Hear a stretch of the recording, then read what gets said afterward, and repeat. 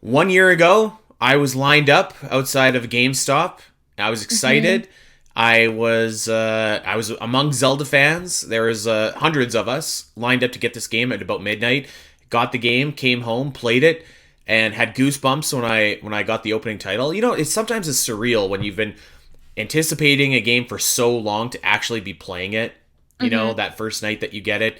Um, and that was a year ago with Tears of the Kingdom. So we're here to talk about the legacy, our thoughts on if they've changed. It just, I guess, like all of our feelings about the game. And I put out a tweet a little while ago, and I had some opinions. And listen, I read the reviews of the show.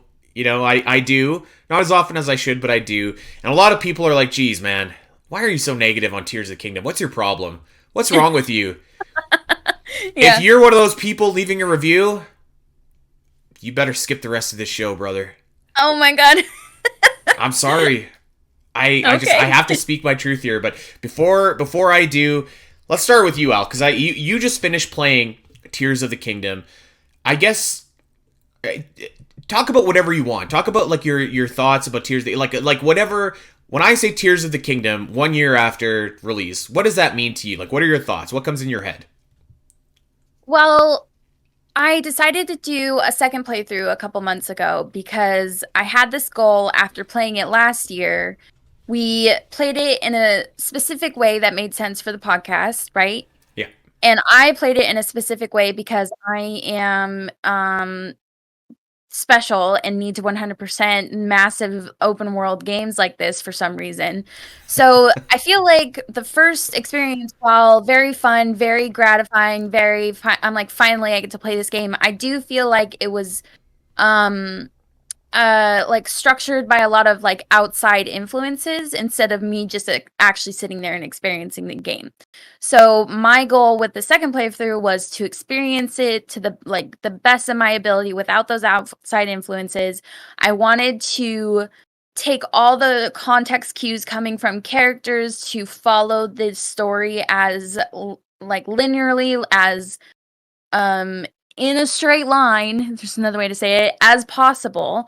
And I did that, and I feel like I feel like I did get that experience, but there were some things that happened during that playthrough where I'm like, kind of like, I don't know how to say this because I love this game. I had so much fun replaying it.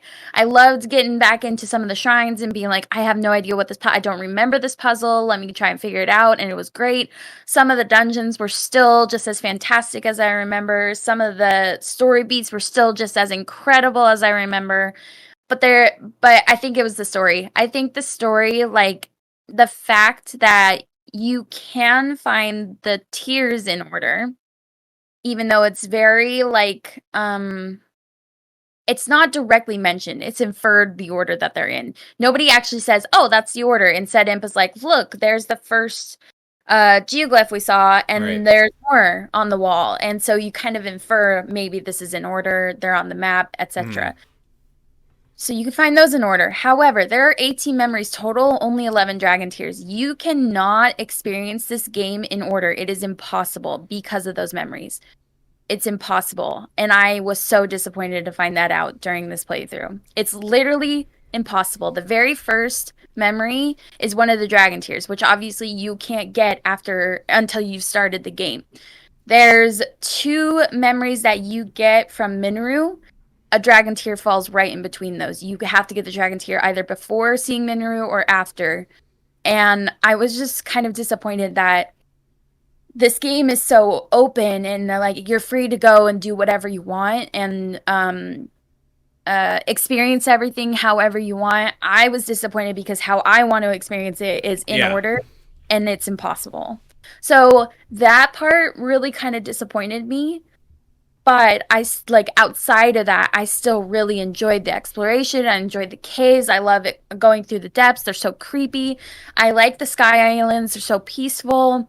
I love the gimmick of the Ultrahand. There's just so much to love about it, and I feel like the ending too is just so phenomenal that it like makes me forget for a second how disappointed I was in that I couldn't experience the story the way I wanted to. Right. Right, That's right, kind right. of a summary of how I feel after that second playthrough. And I yeah, I think that's all valid. So I mean, like high praise, maybe not necessarily like glowing praise. Would that be fair to say? Yes, Yeah. very high praise, Okay. but I still have my disappointments with it. Um, yeah, like I feel like for me, the more time away that I get from Tears of the Kingdom, the more and more and more I think to myself, like, I think this is the most disappointing Zelda game I that there is. I really do. Ooh. And there and listen, I'm sorry, but I'll try and I'll try and just tell you my thought process here. Okay. There are some aspects about Tears of the Kingdom that are outside of the game's control that make it disappointing. There are some aspects that were within the game's control that make it the most disappointing Zelda game I've ever played. So let's try and give it a little bit of flowers here to end, or at least to like acknowledge the things that are outside of this game's control. Number one, clearly the game was delayed Mm-hmm. because of COVID. I think Yeah. that's very clear, which really, I don't know, just it was really tough in order to go 6 years in between Breath of the Wild and in between Tears of the Kingdom. Now that was tough, and I think that if all things had been equal and COVID hadn't have happened, we would have been playing the game probably in like 2020 or 2021, probably 2021. I bet you. Um, now that was outside of Nintendo's control, but what was not outside of their control was their lack of transparency and saying like, "Hey, this is what's happening. We're delaying the game," and everybody knew it, so you might as well just say it, right? Mm-hmm. And they did that with Metroid Prime 4. They're like, "Hey, we're starting this game and it sucks. Like, we're restarting it, so this is why it's going to take longer. Just FYI." That's what they said to us. And that like totally eased everything that I had about Metroid Prime 4. I was like, okay, take your time. Where this one, it's like, what the hell is going on?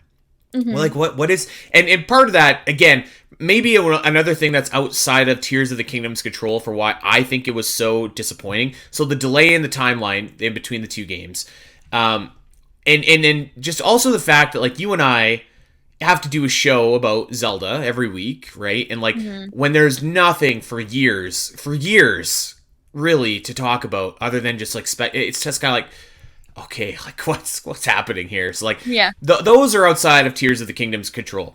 But I think that they made them a disappointing experience. But here's what I will say: um, some of the things that make this game the most disappointing Zelda to me are number one, we waited 6 years, and this is pretty much the same game as Breath of the Wild. And I know people are gonna be like the story's different, dungeons, Ultrahand. I get it, I do. It's pretty much the same game. It's the same world. You're getting shrines. There's the exact same amount of shrines. You're collecting Koroks. The dungeons are structured similarly. The story is structured identically. You are you know what I mean? It's like it's pretty much the same game. It feels like so last week, Al, one of the daily debates that you had that I was Mm-hmm. like, wow, I want to weigh on this is like, what was the better sequel, Majora's Mask or Tears of the Kingdom? And Uh-huh. brother, it is night and day. Majora's Mask, Yeah. because that's an actual sequel. It's different. It's unique. It has its own identity, its own gimmick, its own personality. Where Tears of the Kingdom feels like Breath of the Wild to me, just maybe a little bit souped up with the sky and with the depths. And that's another thing that I think is really disappointing about this game is like it kind of makes Breath of the Wild feel lesser than to me. So like I don't really know if I'm ever gonna play Breath of the Wild again, but I also don't really want to play Tears of the Kingdom because it's just like So I don't know. I'm still wrestling with how I feel about that, but like it kind of makes both of those games lesser to me. I am not on the same side as you. I think that the story was trending upwards and then just like right down at the end. And we've talked about that before, Mm-hmm. but like I mean, come on, man, you have this beautiful moment with Zelda. She gobbles down this dragon stone, turns into spoilers. If you're listening to One this year. show by now, like if you haven't played Tears of the Kingdom, I don't know what you're doing, but she turns into the light dragon, And that's a great moment. And then it is immediately undone for reasons unknown at the end of the game. It's like, Mm-hmm. oh, okay, hey, Link's got his arm back. Great. I guess everything worked out. And it's like, okay. Yeah, like there's a lot of there's just like a lot of things that to me like and listen, I had fun playing it. I really did. And there's a lot of things that I really like a lot of set pieces that I really like about Tears of the Kingdom. We talked about the Gerudo set piece, we talked about the Fire Temple, we like getting up to the sky to fight Colgera, like those are amazing. Mm-hmm. But I mean like those moments when weighed against like we waited 6 years for the same game pretty much. That it doesn't the scales don't even out that way for me. It's like it's Mm-hmm. I don't know. And listen, I know people are going to be upset and disappointed and whatever, and I can hear them saying it already, but I just I don't know. I think that it's just it was disappointing, to me, because maybe I should have adjusted my own expectations for it, and maybe it would have been impossible, to be honest, after like so much time had passed to deliver that. But like, I mean, would it have been? I don't think it would have been asking too much to like let's have a new world, And Mm-hmm. I know that we got the sky, and I know that we got the depths, but I don't know, Al. Like did that feel really new to you, or did it just kind of feel like the same old, just in a slightly different setting? I think that we could have got that. I think we could have got better dungeons, because at the time when we got the dungeons, it's like, wow, these are a fantastic step up from Breath of the Wild, which they are. They are, Mm-hmm. but they're the same dungeon. It's just the aesthetic is different. It's the same. You go get the 5 goobers and you unlock the gimmick, and it's just like this is the exact same. I don't know. I just the more time away that I get from Tears of the Kingdom, I'm just like, man, I feel. You know what it reminded me of? It reminded me What of is it? playing Age of Calamity, where I was Ooh, like, that's pretty bad. when I was playing Age of Calamity, I was like, man, there are some really, really fun things in this game. There really Mm-hmm. are some great story moments too. But after I was done, I was just like, I will never play that again. I feel cheapened by how the story played out. I feel Mm-hmm. like lied to by how the game's marketing went.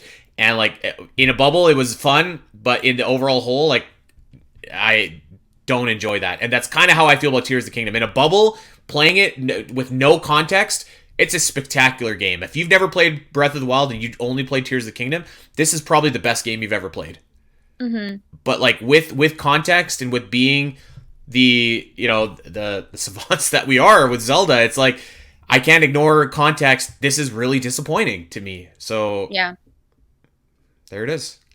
I feel like something that anybody listening would doesn't quite understand about us is that this is like something that we do. This is kind of our job where we have this show every week, right? And we talk about Zelda, we talk about the whole series. We've been waiting for Tears of the Kingdom for that long. We have a show kind of based on it, and so I feel like having those feelings because we have a hype level that I think is beyond the general Zelda fan. Like it's so hyped up because we talk about Zelda literally every week. We deep dive into the series literally every week. We hyper analyze every single piece of news that was coming out about Tears of the Kingdom, every single like opportunity that we could. And so it is our position that maybe heightened what your expectations of the game and why you were so let down.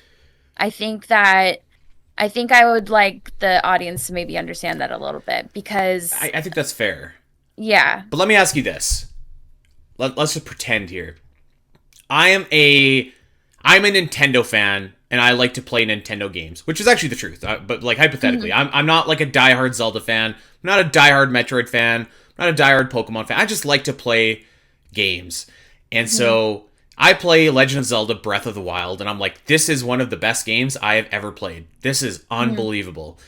And then I go about my business, and I play some games or whatever, and I'm like, oh wow, there's a new Zelda game coming out. It's called Tears of the Kingdom. Great. Like, and I play it, and I'm like, wow, this is like really a lot like Breath of the Wild. Like it is this as credible an experience? And that answer is different for everybody, but like I don't Mhm. know. I guess I almost see it through like the casual side too, and it's like I don't know. Would I have felt like as disappointed? I part of me thinks maybe I would because like there's like for example we did Horizon a couple months ago now. If Yeah. I would have picked up that game and it would have been pretty much the exact same thing as the first game, just like with a few bells and whistles here and there, and the same world and the same, the same. Would I have thought that that game was disappointing? Yeah, I don't know. Maybe. I think I probably Mhm. would. Depends on how much time had passed in between. But so yes, I think your point is valid. But I do think that like you could still be a pretty casual fan and be like, yeah, this game kind of left me a little bit wanting because I put out that tweet and I don't think I'm alone in feeling that like this game is disappointing. Now, Yeah, granted, I definitely wouldn't say you're alone. I wouldn't say that there's at a all. ton of people in Zelda Dungeon that have this game as like the best Zelda game they've ever played, and like I Mhm. guess I get it because like really it's like Breath of the Wild on steroids. Yeah, true. Um, so I guess I get it, but I don't know. It's just it's missing that something for me. I thought that the story let me down a little bit because it was still like the same fakakta way of telling it. Like that you could not experience the story in order is like maddening. Mhm. Like it's like what are we doing?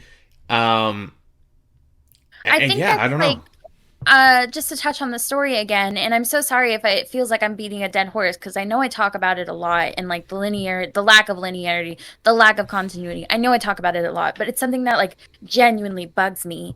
And I think it's totally fair that you are like think this is the most disappointing Zelda game. I think that's 100% fair. I wouldn't agree with that, but I do feel like that story is so there is disappointment in it because Yeah, it's fun for some people, some gamers to grab the different puzzle pieces and put it together and then find the order in it that way. yeah, And I think if that's how your brain works, that makes sense to you. But for me, I like to experience things the way it's meant to be told and that way you can like have the proper emotions at the proper moments because learning that Zelda becomes a dragon is so monumental to the story, but you can learn that so quickly, like by accident, because hmm you don't know to go to the Forbidden Temple or the Forgotten Temple first to learn the order of the geoglyphs. You just are like, oh, cool, these geoglyphs are memories. I'm gonna go find them, and you're so excited, and then you're automatically told that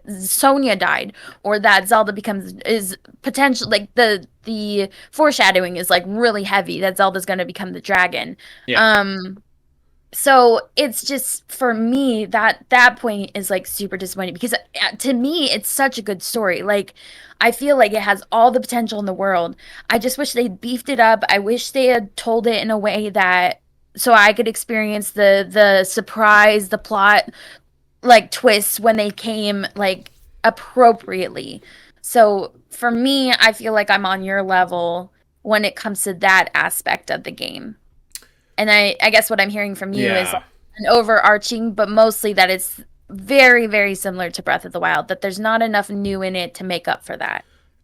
There's not, and I want to be very clear, by the way. So I'm sitting here saying that this is the most disappointing game, and I think that's true. But let's be very clear: most disappointing does not equal worst Zelda game. This is far from the worst Zelda game. Far from the Okay. worst Zelda game, right? Like Okay. Yeah, I that's would say fair. that it's probably up there actually in terms of the things you look for that traditionally you'd say that this is the best Zelda game. Like so it's got a lot of really spectacular qualities. I just think that when you weigh the expectations that this game had, particularly with given how long it took to develop, particularly given that the engine had already been created, particularly given history as well, where it's like, okay, we got Majora's Mask 2 years later, we got and I know it's different, it's an open world game, whatever, but like when you weigh all that in, it's just like that's what makes it so disappointing.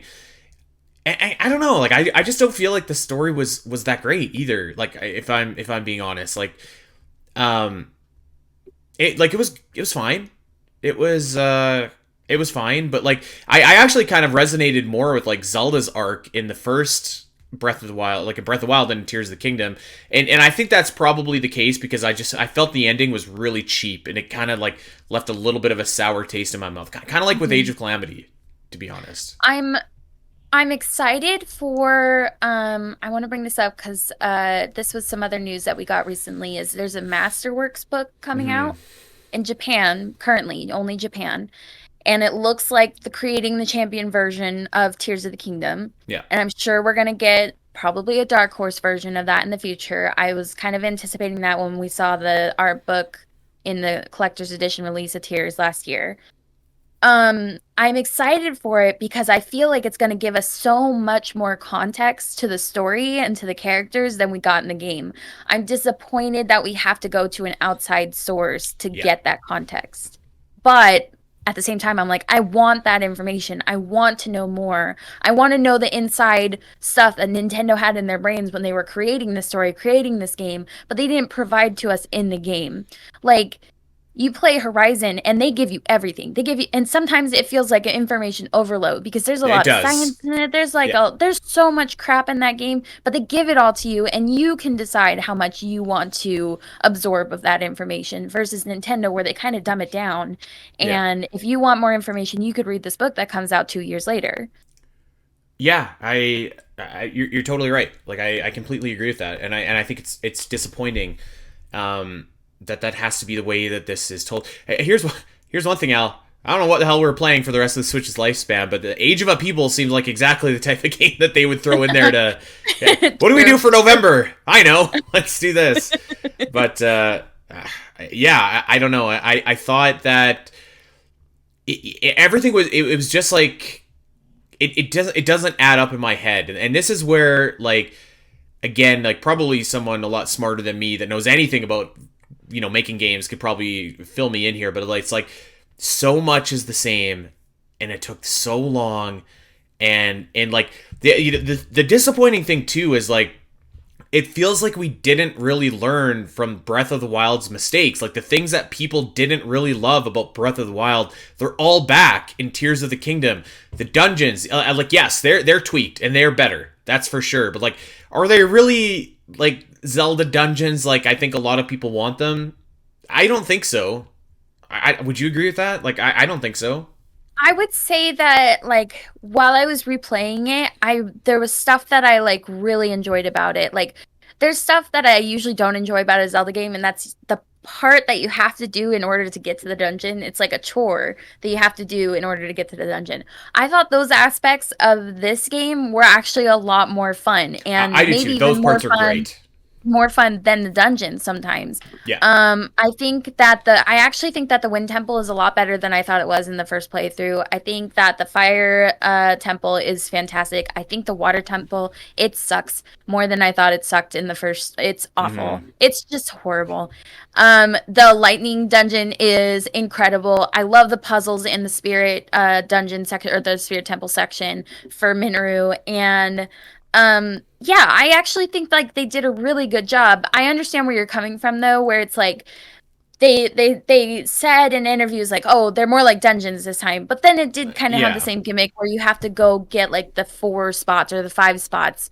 And in order to activate the central thing to get to the boss. And I feel like that makes sense for this open worldness that we have where you can do whatever you want. You could cheese the heck out of it. And I think that's fine. I do think that they improved, but I do see where you're coming from, where you're like, is it really like that great though? Because we've had like amazing Zelda dungeons in the past, and we didn't need that gimmick in order for those to happen. It's okay to have linearity in dungeons too. Yeah, and like again, I really like some of the I really like the Fire Dungeon. I really like the Lightning Temple. However, it's like. They're the same thing from Breath of the Wild, and nobody liked those in Breath of the Wild. It's the same structure. I don't think, like, people hated breakable weapons. That's back. Like, people... And yes, you confuse it. So, like they brought all the same problems back, and they gave you, like, slight different ways to make it better. And it is better, but it's still there, Like, the way that the story was told, it's still out of order. It's still confusing. It's like... They doubled down on everything that Breath of the Wild did that people didn't necessarily love, and they they brought it back, and we're just like, well, we made it a little bit better for you, the user, to experience it, but we still want you to experience things this way.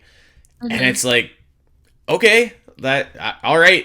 And again, that just makes it seem like just so similar to Breath of, like, if you could play this game and like you fused weapon, it never broke. It's like, okay, this is cool. At least I got like a good weapon, or like it had like, yes, it was the same world, but like, man, when you got to those dungeons, it was like these spectacular set pieces, which I guess you could argue it like is kind of the case, maybe not, but like, I don't know. There was just like there was a lot of opportunity, I think, to really differentiate from Breath of the Wild, and no matter what they did, the sky, the depths, the like, it just, to me, it was just like, I feel like I'm playing more Breath of the Wild. Like, you know, like when you play Majora's Mask, there is no mistaking you are playing Majora's Mask. And as Mm-hmm. dumb as that sounds, when you play Tears of the Kingdom, if I were to come over and look at your screen and be like, are you playing Tears of the Kingdom or Breath of the Wild? I don't know. Like, because it plays the same, it looks the same, it smells the same. True. To an I extent. do. I do have that. Like there. Maybe this is me taking this a little too literally, but I do see a lot of clips on social media of games, and sometimes I am instantly like, "Oh, that's Breath of the Wild because it has this, this, and this on the screen versus this, this, and this." Like there, I get what you're saying. I get where you're coming from, but I do think that Tears of the Kingdom is the better version of Breath of the Wild. Like, is it almost exactly like, yes, but it is the better version, the most enjoyable version, in my opinion. Some people might not agree. So, like, I, it feels like an evolution instead of like a departure. So, like, it's an evolved version of Breath of the Wild. I get to continue to enjoy a game, like, find enjoyment in a game that I love so much. Right. But I get where you're coming from, where it's like, it's been 6 years that we're waiting for this, like, and it's supposed to be another monumental addition to the series. Like, there couldn't be more differences. We couldn't have found a different section of the world like they did in Forbidden West for the Horizon series, etc., so that it was like more new. Because there is a lot that pops up, and you're like, I do remember this from Breath of the Wild. Yeah. Here's what I would tweak what you said, because I kind of agree, kind of don't. This is what I would say. It doesn't feel like an evolution to me so much. I think it feels like an extension of Breath of the Wild. It feels Okay. like it feels Feels like the like you most. fused something to your spear. Yeah, it feels like it feels like more. I mean, I don't know how else to say it. It feels like more Breath of the Wild. Like it does. Like, yes, Ultra, and listen. The other thing that I think is disappointing about Tears of the Kingdom, and this is probably going to sound goofy, but whatever. Clearly, the focus was on Ultrahand. That was the big gimmick of Tears of the Mhm. Kingdom, and that's great. But I don't love building stuff. I'm not into Stardew Valley. I'm not into Minecraft. I'm not into Mario Maker. I just, if I'm gonna get on a little helicopter doohickey, like, I just want to build. You know, I don't want to have to sit there and fuse logs together. And you know what? And I'm not gonna sit here and say that Ultra Hand wasn't fun. There was lots of times where you build stuff and it's very rewarding and it's very fun. However, the whole game, like, that's the big gimmick of the game, and like sometimes it can be just like, like. And when all the emphasis is put onto Ultra Hand and keeping the world more or less the same, it's just like, that's not what I wanted. Like, that's not what me personally wanted. And I would have loved to just get like the auto build like immediately, like as soon, right away, basically. I will say that in this playthrough, you can kind of like, it's hard to say. Everybody's experience is different. I was hearing from so many people that they got auto build like rather like pretty quickly. For me, I was like, I didn't want to go do this stuff with Robbie yet. I had to go do this phenomenon stuff. But Right. when you get to look at landing, you can talk to Robbie and Josha pretty much right away and start going down into the depths and get the auto build feature pretty quickly. But that isn't to say that you would like somebody. Maybe there's people out there that don't like that. I know there are that don't like the depths, freak them out, hate them. They're not gonna go down there to find the auto build right away. They're like, this place freaks me out, and they're gonna do as much surface stuff as they can. And they're like close to the end of the game because there's a couple things you have to do in the depths, like requirements. Yeah. But say they're close to the end of the game, and that's when they finally figured out about Master Koga and like getting auto build and stuff. Yeah. So that's another thing where it's kind of like the downfall of having something be too open, because I think what Nintendo wants you to do is to talk to Robbie and Joshua almost right away, or talk to Impa right away about the geoglyphs, or go right to the um phenomenon right away, but you can't do them all at once. You have to pick one. Mm-hmm. So they have all these kind of directions that you can go, that Nintendo's like, here's what you can do to progress yourself, but they all kind of play into each other as like experiencing the story as a whole instead of in pieces. Like the geoglyphs you do at this point, the depths you do at this point, the phenomenon you do at this point. You know, I Yeah. like it. And that's what Breath of the Wild did. Nobody liked it. Yeah, I built my experience knowing that I wanted it all to kind of play together. So I would come back and do one thing, go back and do some glyphs, Yeah. and make sure that I was getting it all as like together as possible. But nobody experienced that. Nobody's going to experience that organically. Like obviously I curated that. Yeah. Nobody's going to experience that as like natural as possible. And you know, like I think that's totally like I think you're totally right. And and again, it's like something that they doubled down on from Breath of the Wild to make it feel like Breath of the Wild versus like, okay, we got some feedback. Like I feel like Nintendo takes feedback and they just like they put it in one ear and it's just like, actually never mind, we're gonna take this right out of the same ear. It doesn't even get to go out the other ear. It just comes right back out. And it's like, you're gonna play the way that we want you to play. Mm-hmm. And I mean, the fact that you had that same cutscene 5 times or like 4 times was just ridiculous. Mm-hmm. Ridiculous after every single dungeon. Like, come on. And you know, here's another thing that I don't know. I don't know what we all said the same things. It's horrible. Like, here's another thing that I actually was very disappointed in Tears of the Kingdom about. And this is gonna sound goofy, but I gotta speak my truth. One of the things that really bugged me about this game is in all the ads, you see Link and his little green thing. He's got his little green sash on. He's got the little gladiator sandals on. He's got a little short shorts or whatever. And I was like, at least this Link looks different. Okay. Mm-hmm. You get that stuff and you can't upgrade it. You can't upgrade it. And it's like, well, I guess I can upgrade the same Hylian trousers that I wore in Breath of the Wild, or oh hey, there's the Hylian tunic, I can upgrade that. And it's like, yeah, there's some great new outfits here, but I was just like, I want like the signature like Tears of the Kingdom look, kind of like how Breath of the Wild had its signature look. Like, I want the Tears of the Kingdom look, and you can't do it. So like, again, it's just like, okay, I guess I'm putting on my Breath of the Wild garb here. This is really gonna make it stand out. And it's a very minor thing, but I think it's really emblematic of like my whole feeling for Tears of the Kingdom, where it's like, I wanna experience this, and I wanna experience Tears of the Kingdom as its own game, but I can't because everything is tied back to Breath of the Wild so much. But then also not tied back to Breath of the Wild enough. In the ways that you want it to be, yes. Yeah, exactly. So like the continuity, I bring that up a bunch too. I'm sorry, but I have to. The continuity is such a struggle because it's like Nintendo was catering to, they're like, there's going to be a lot of new Zelda players playing this game, and we want to make sure that they don't feel like they have to play Breath of the Wild in order to understand the story, in order to understand the characters. But I'm like, how many copies of Breath of the Wild sold? Why aren't you catering to those people who did play the game and experience it? Why aren't you catering to them who are like going to appreciate the connections, who are going to appreciate that the fact that I have a whole list of characters here that don't remember Link, including Beetle, Hestu, all the sons that you hired for Terrytown, aside from Ronson, don't remember you. What the F? You're the one who brought them to Terrytown. You know, you got like, why? It doesn't make any sense. Like, why wouldn't you cater to the fans that need those connections versus, oh, we want to make sure you don't feel like you need to connect things from Breath of the Wild to Tears of the Kingdom. We're not talking about a small niche title that is like, you know what? Maybe some people miss this one. Yeah. 30 million people bought Breath of the Wild! What are we doing here? Yeah. I don't know. I'll tell you what, though.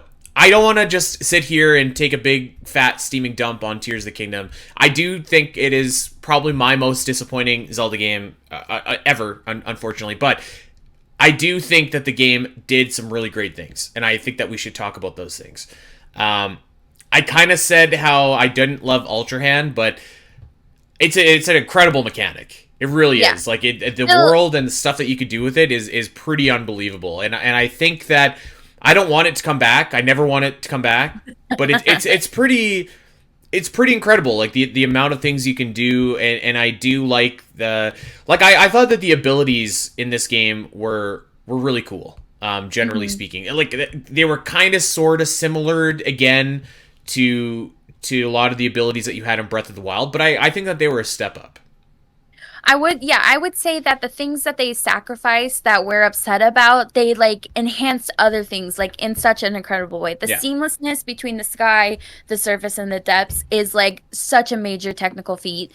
I obviously don't know anything about technology, but I watch people talk about it who do know what they're talking about. So I was just like, wow, like I didn't really consider the fact that that is like a seamless Yeah. um like transition between the three like levels of the game.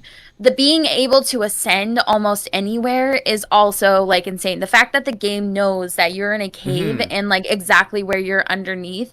The fact that like they created those elevators from the depths to go straight back up to the surface, like those are long, long elevators. And the Yeah. fact that the game doesn't break is incredible.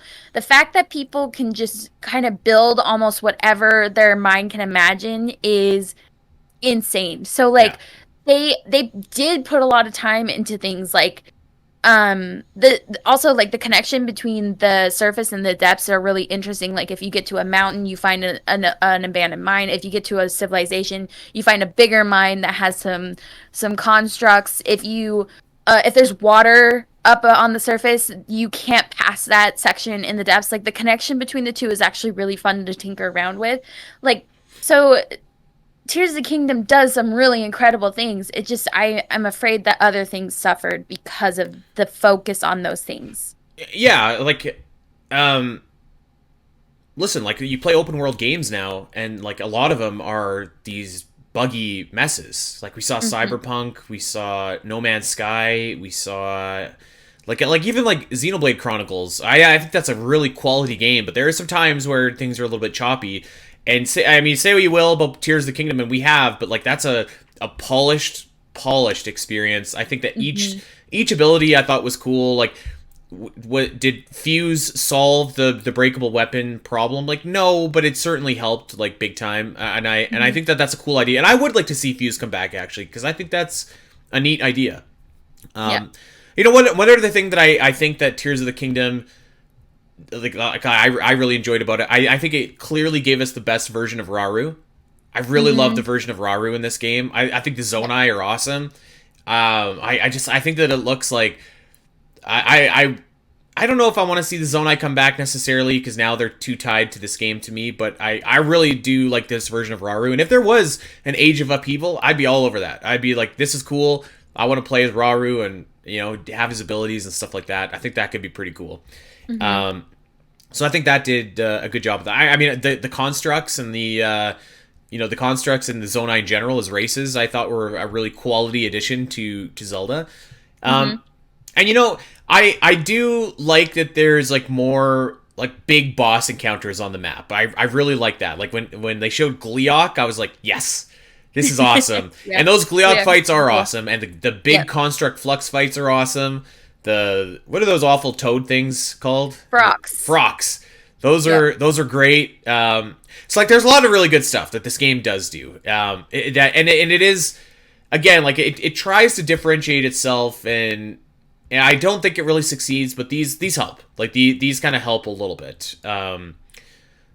But yeah, I mean, like I think that those are some definitely like quality additions that Tears of the Kingdom made to the series. And I will say this as well. This isn't Tears of the Kingdom specific, but like even though they are the same as Breath of the Wild, I don't hate the idea of shrines still. I actually do like the idea of shrines coming back in an open world game, and I thought that most of the shrines were still pretty fun, and getting to them Hmm. was pretty fun. Although I will say I didn't enjoy a lot of the shrine quests because 95% of them were get the green stone to the shrine. Yeah. Um, that being said, I do think that I think that the shrines themselves still have some gas in the tank there, and that they're still pretty good. So I do enjoy the shrines. I think I rather it's more so that they're put there to help you explore the open world and like yeah, have some more puzzles outside the dungeons, but I think I'd rather have like really good solid dungeons instead with like a variety of those puzzles. yeah. I sometimes it felt like the shrines were too much and I was just like, "Oh, there's another shrine. I don't want to do it. I'm going to skip it." But I also need hearts, so, so I do maybe it's because there was too many shrines that to me it was kind of a turn off a little bit where I was like, I can't believe we're doing this again. What 152? Something like that. Yeah, That's a lot of some weird shrines. number like that. That's a Yeah, lot of shrines. it Um, is. but I do like the idea of shrines themselves, like the mini little dungeons. Like I that was actually one aspect of this game where I was like, okay, like I feel like I'm not completely sick of this yet. It probably because I was like, well, I need to do this because it serves. I can teleport. I can get hearts. Like it's Mhm. I don't know, but I thought that was fine. I do think that you know what? One thing we haven't talked about the legacy of Tears of the Kingdom here is that I don't know. Tell me what you think of this. I know actually at least one answer that you're going to give me, but like, I don't know that we got any truly exceptional music from this game. I know you're going to say Colgera. No, there's several pieces that I'm like that were really good. I'm trying to think of like, and granted, I said the same thing about Breath of the Wild when it first came out, and now I would retract that statement. So maybe I just need a little bit more time here. But like, More time. I don't know. I'm like, all right, what's your top 20 tracks from the Zelda series, Andy? I'm thinking to myself, and I'm Hmm. like, what would I put from Tears of the Kingdom here? I might put Hyrule Castle, even though it was kind of the same because it had that breakdown part in it. Like I enjoyed that.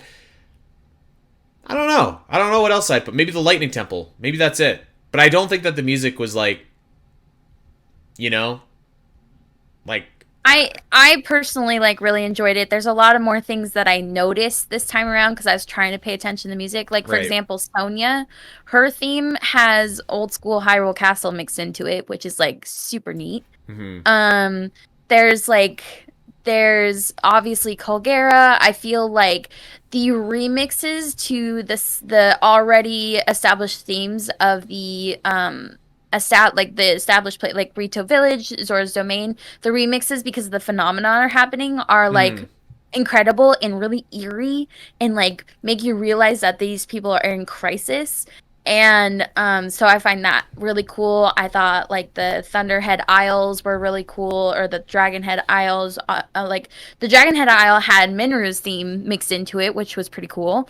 Right. Um, there's a lot of actually really good music pieces in Tears, but I also was paying more attention to them this time than I noticed them the first time I was playing.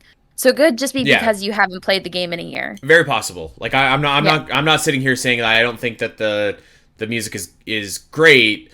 I mean, I guess I am, but like I'm not saying it has a bad soundtrack. It just nothing really stuck with me. I didn't think that the main theme I didn't love. It was a little bit too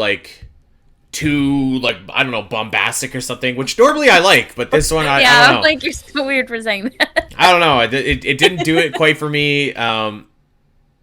I guess like even when I think of the music, I'm like, man, a lot of this is pretty similar to Breath of the Wild. Hmm.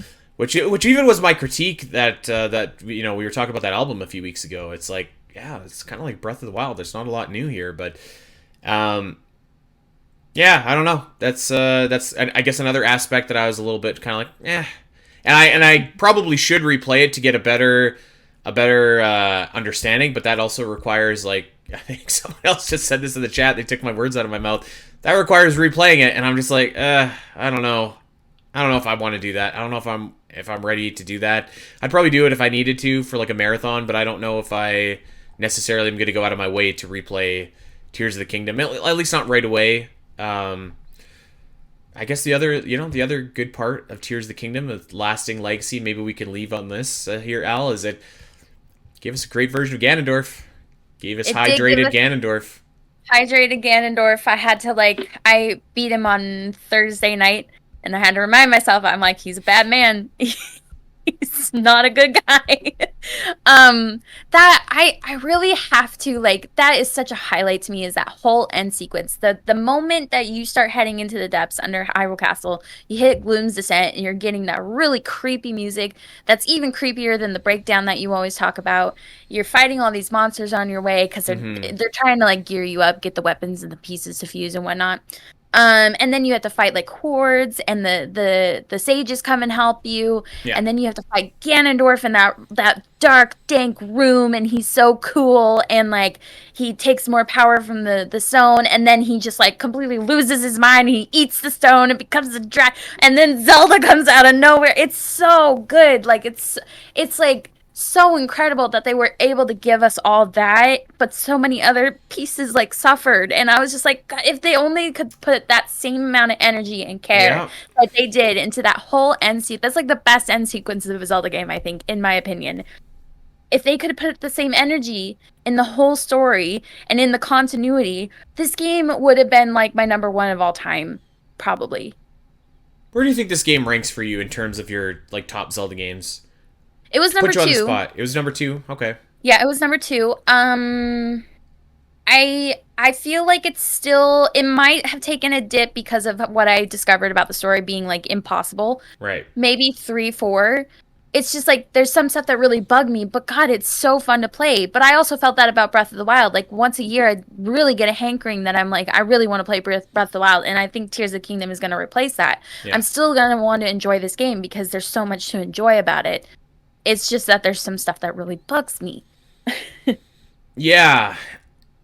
So I ranked it the lowest of I think anybody on the best Zelda ever list when we Hmm. did it in November. I had it at number 12. Okay. And I don't know how much Tears of the Kingdom is probably going to move up. And by the way, that doesn't mean that I think it's the 12th worst Zelda game. It's just like what I enjoyed playing. Like that was my Yep. and you know the thing about Breath of the Wild is I feel like I'm a lot more forgiving of that game because like there are some mistakes that were made, no doubt, in terms of some of the pacing and storytelling and whatever. But like it was also like the first time that Zelda had kind of been the open world. It was the first time that you know we'd seen that from Zelda, and it did so many things right that you can look and say like, wow, this world is absolutely incredible. Like I can forgive the breaking weapons, I can forgive the whatever, right? Like, and you get to Tears of the Kingdom, and that kind of that benefit of the doubt, I for me was gone, and it's like okay, like now I know what you're capable, I know what to expect. Like this is what I want fixed. This is, and it's like there's just some part of me that's just like Xenoblade Chronicles, like that. Those are big, big, big open world games with voice acting, complicated systems, like new enemies, and like they built new world from the ground up from you know in like less time than it took. Like Xenoblade Chronicles 2 came out after Breath of the Wild. Xenoblade Chronicles 3 came out before Tears of the Kingdom, and it was like this game is like a completely new separate game, and like I mean, number one, the developers of this game, by the way, were helping the Tears of the Kingdom guys, and they still got this out before that. It's like why I don't know. I can't wrap my head around it, and because I can't, and I don't know anything about making games, that's probably why I'm just kind of like there's no benefit of the doubt, and why I'm kind of sitting here, I guess, ending off on. And I won't say it anymore after this because I don't want to beat it up, but like yeah, that's pretty much the reason why I thought that this was my most disappointing Zelda game. Why I don't think it's going to be moving up on my best Zelda ever list. And I just like I like I see when people say that it's their top Zelda game. I can understand it, but I just for me it's just like not even close. I think that's fair.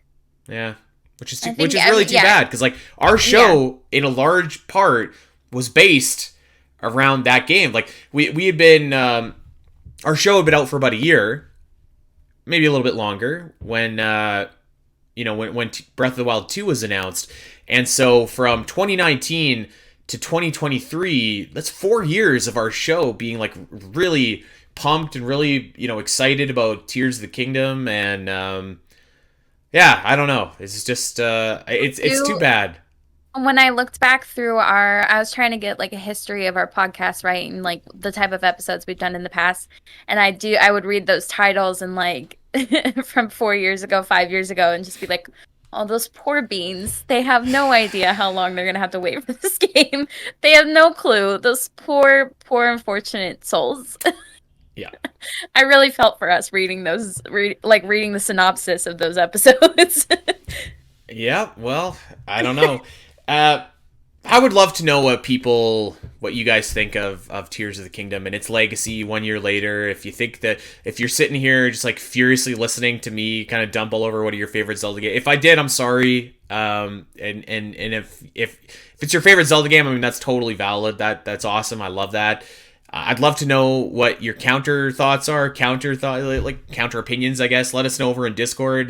Hit me up over on Twitter. Let us know over on Twitter. And yeah, because I think that, I mean, it seems to me like a lot of people have like really wildly different opinions about Tears of the Kingdom. Mhm. So it's interesting, isn't it? I don't I know. think it is very interesting, and I think it just like largely is very subjective. Like you said, maybe they hadn't played Breath of the Wild first. Maybe I know there's some people that played Breath of the Wild like in anticipation and they were like, "Oh my God, this is incredible. Why haven't I played it before?" I know there's people who played Breath of the Wild afterwards because Tears of the Kingdom was so amazing. Right. I know that there's people that experience this game in a completely different way than I did. Maybe they talked to Impa first and got the inference of what the order of the geoglyphs were, and they got them in order, and that's a totally different experience than what I had. Maybe like there's just so many maybes, and that's like one of the beautiful things about an open world. Like we talk about the consequences of open world, but one of the beautiful things is like there was so much I did was able to do different in the second playthrough because like I didn't want to make the same decision. So I did different things and I was like, holy crap, I didn't know this was here. I didn't know that this happened because I didn't experience it the first time. And everybody is having that when they play this game. So I think that's a beautiful thing. And I think that like it really like adds to whether you were disappointed by this game or whether you love this game. Yeah. And yeah, I mean, like that's the thing about these games, like these open world Zelda games. Like everybody's experience is going to be different. Like you play Skyward Sword, you're kind of getting the same experience. Like no Yes. matter who's Yeah. playing it, this one you can really shape it and make it your own. And so, I mean that's ultimately a good thing, right? And you can't say that this game doesn't have a lot to do and a lot to keep you busy with and a lot of content and what have you. Um, I think going forward though, now that they've got this kind of out of their system, hopefully all the extra ideas that they had for Breath of the Wild, I'm ready for something new and I'm ready for something fresh. And I don't think we're gonna wait as long as we thought. I said this before. I think that. I mean, particularly if the Switch 2 is now getting delayed until like late 2025, like they better be bringing the heat when that launches, right? So I'm talking like I don't think it's impossible that we see a new Zelda game in late 2025, early 2026. So we'll see. We'll see where they go We'll from there. see. Mhm. But yeah, let us know what you think. Sorry if I kind of dumped on one of your favorite Zelda games, but by God, I had to speak my truth about this game, and there it is. So, yeah, we love to know what you think. Hit us up over on Discord. Come join our Discord, by the way. We got a lot of Zelda talk going on every week. It's a good little community that we got. So, and by the way, it's not just the Zelda Cast. There's tons of other Zelda stuff to talk about in the Zelda Dungeon Discord. So, come hit us up. And I guess that's gonna do it for us, Al. Unless you have any final thoughts about Tears of the Kingdom that you want to end on. Nope, that's basically it. I think it's a fantastic, amazing technical achievement. I have my struggles with it, but like overall, it's so enjoyable and I'm like glad that it finally I can't believe it's already been a year. Like I'm glad that I finally got to experience it. Yeah, I will say this: the night that I finally fired it up, I was like, "Wow, Yeah. this is This is unbelievable." incredible. Yeah, Yeah. it was a cool feeling, and you can't take that away, no matter what else happens in the game. So there you go. Mhm. All right, well, we're gonna get out of here. Make sure that you are checking us out over on socials. We are at the Zelda Cast, at Spiteri316, at Allison Aletha. And of course, make sure that you are checking us out wherever you get your podcasts. Go like, subscribe, rate, recommend, review, all of that fun stuff. If you got a Zelda fan in your life and they're looking for a Zelda podcast, we're doing this weekly. Every Monday we're dropping new episodes, so let them know. And hey, by the way, if they just can't get enough, if they like, I need more Zelda, we got you covered. We are doing We have a Patreon where we have a monthly bonus show. It's over on patreon.com/spnet. And actually, I'm doing something a little bit different this month. I'm doing a little Zelda patron Q&A. So we got a ton of questions to answer. And not all of them are about Zelda. Some are about like the podcast, how it works, like some of our episodes. So cool stuff to kind of check out over on Patreon there. So if you're ever interested, you want to take that love of the Zelda Cast to the next level, hit us up over on patreon.com/spnet. And, my friends, I think that's it. Hey everyone! If you enjoyed this clip and want to see more of the Zelda Cast, make sure to head over to your favorite podcast platform of choice and subscribe. There are over 200 episodes in the vault that will provide you with hundreds of hours of Zelda content for you to enjoy. You can listen to us when you're on a walk, fighting Ganon, trying to sleep, whatever. And if you want to see these shows as they happen, make sure to head over to twitch.tv/the Zelda Cast, where you can watch our beautiful faces talk about Zelda every single week. Don't miss out, and we'll see you next time.